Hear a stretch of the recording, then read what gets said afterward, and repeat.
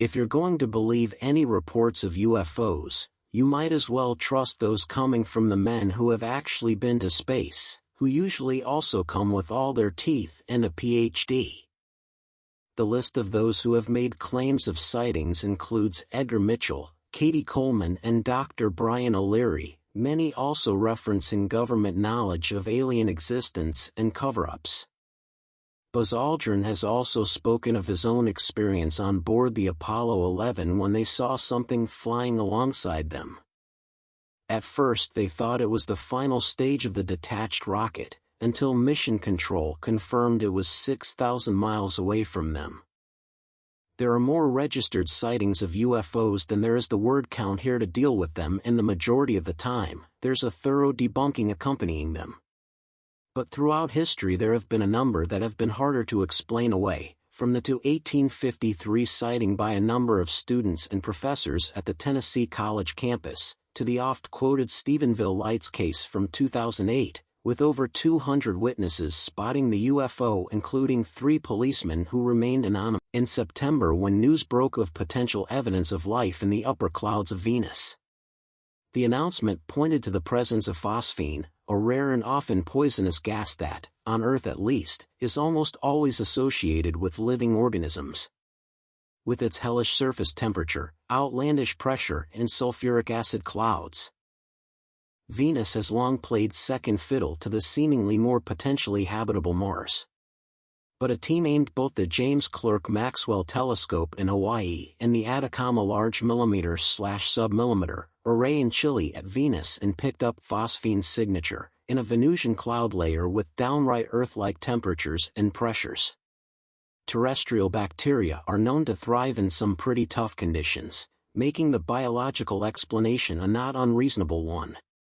The research team doesn't claim that it is airtight evidence of space bugs, and many in the community aren't quite convinced, but if nothing else it will mean more funding in the hunt for life in unlikely places.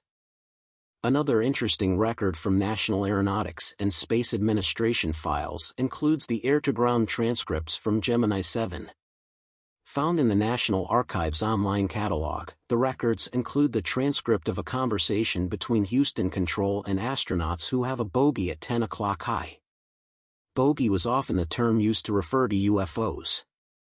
The conversation goes on to explain that the astronauts are seeing in a polar orbit hundreds of little particles going by from the left out about 3 or 4 miles. In which the military leader discusses the Army's investigation of flying discs. Another video issued by the Department of Defense highlights USAF discussing Project Blue Book and the identification of UFOs. Just a few years ago, as archives technician Michael Rhodes was processing hundreds of boxes of Air Force records, he came across a drawing in the corner of a test flight report document that caught his eye. Because of its striking resemblance to the flying saucers in popular science fiction films made during that era. Researchers can look through the entire series in person or read the Project 1794 Final Development Summary Report of 1956 online. Federal Aviation Administration that document the sighting of a UFO by the crew of Japan Airlines Flight 1628 while in Alaskan airspace that appeared in the Philadelphia Inquirer magazine on May 24, 1987, about the incident. Records in this collection also include notes from interviews with the 3 crew members who spotted the UFO and are available in the online catalog.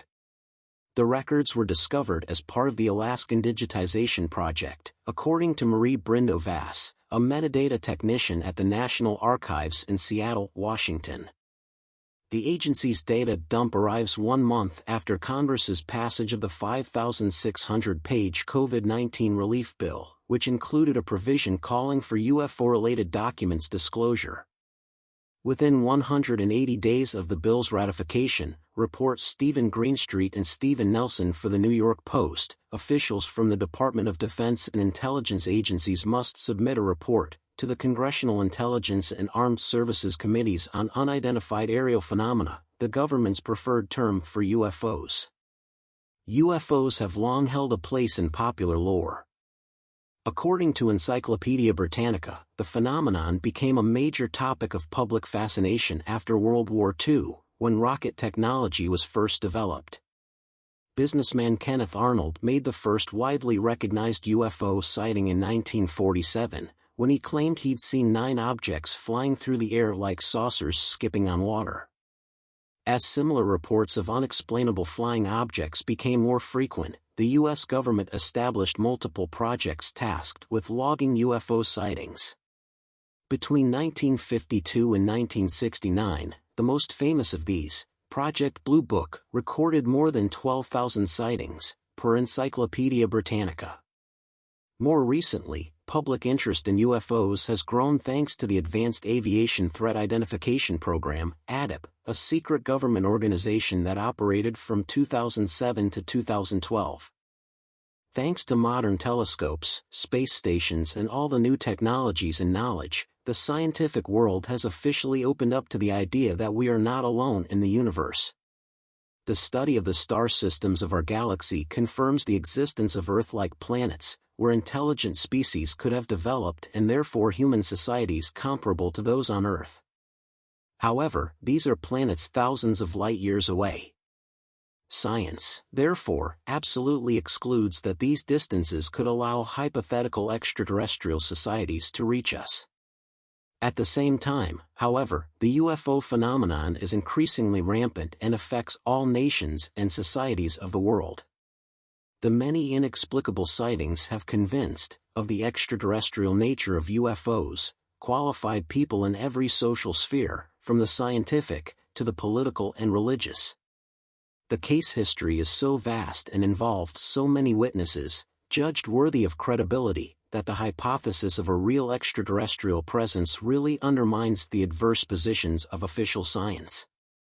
There are, in fact, astronomers, astronauts, airplane pilots, high officials of the state, both military and political, who have declared that they have seen flying objects which, according to them, are not attributable to natural phenomena or objects of terrestrial origin. Here are the question which rises. How is it possible that extraterrestrial species visit our planet, when we know that, in the solar system, the Earth is the only habitable planet, and knowing, then, that the closest solar systems are thousands of light-years away from ours? Even if it were true that extraterrestrials visit our planet, why don't they make contact with us in an official way? It is said that the governments of the United States, Russia and China have evidence of the alien presence, but they hide it and officially reject it. Why should they silence and deny this reality? And for what obscure goals? There are countless sightings, findings and studies that lead to the conclusion that the moon is hollow and that there is a huge extraterrestrial base within it. Could it be that this assumption is also one of the reasons for the lunar missions? Many scholars of the UFO phenomenon argue that alien presences and flying objects, such as those observed today, have been described in all civilizations of the past. This leads us to conclude that extraterrestrials have always been present here on Earth. But is there really evidence of all this? The sacred texts of the greatest religions, including the Bible, in many places refer to flying shields, chariots of fire, blazing clouds that bring divine beings to Earth. Can it be concluded, therefore, that religions are of extraterrestrial origin? So if you liked, kindly subscribe for more upcoming raw data. Please comment for any suggestion,